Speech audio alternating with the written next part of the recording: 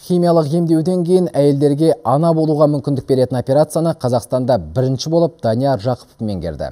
Тәжірибесімен күш-жігерін мыңдаған әйелдің нәрестелі болуына жұмсап жүрген 39 жастағы хирург дәрігерлер әулетінің өкілі. Оның кәсіби өмірінің кейбір сәттер туралы тілші баяндайды. Балалық шағы операциялық бөлімде өткен Данияр дәрігер болу тағдыр сыйы дейді. Мұның өз себебі бар. Оның әкесі танымал қан тамыр хирургы Уәлихан Жақыпов, ал анасы гинеколог Тамара Жүсіпәлиева. Дәрігерлер отбасында дүниеге келген ол 12 жасында санитар, ал 15 жасынан бастап операциялық столда хирургтарға көмекші болған. Кроме хирургии более ничего и не знаю. Шынымды айтсам, хирургиядан басқа ештеңе білмеймін. Бала кезімнен бастап операция бөлімін.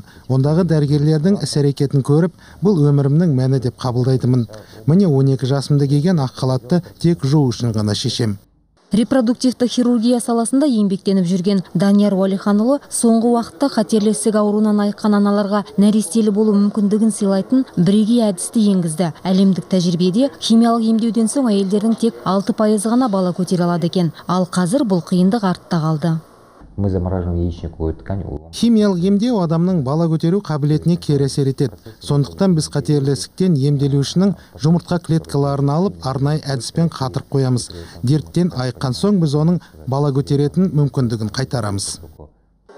Білікті маманды іздеп келіп емделетіндердің қатары да аз емес. Ол өз емделушілерінің ауруханадан қалайда нәрестелі болып шығу үшін қолдан келген көмектің бәрін жасайтынын айтады. Қазірге дейін 3000-нан аса отбасының бала сүйіп, ата-ана бақытына бөленуіне ықпал еткен. Көрген білгенін ізбасарларына үйретуден жалықпайды. Тіпті ол ғаламтор арқылы өзі жасаған операцияларды жариялап жүрген санаулы хирургтардың бірі. Гүлжан Көленқызы, Татьяна Напольская, Сержан Жұмабаев, Хабар, Алматы.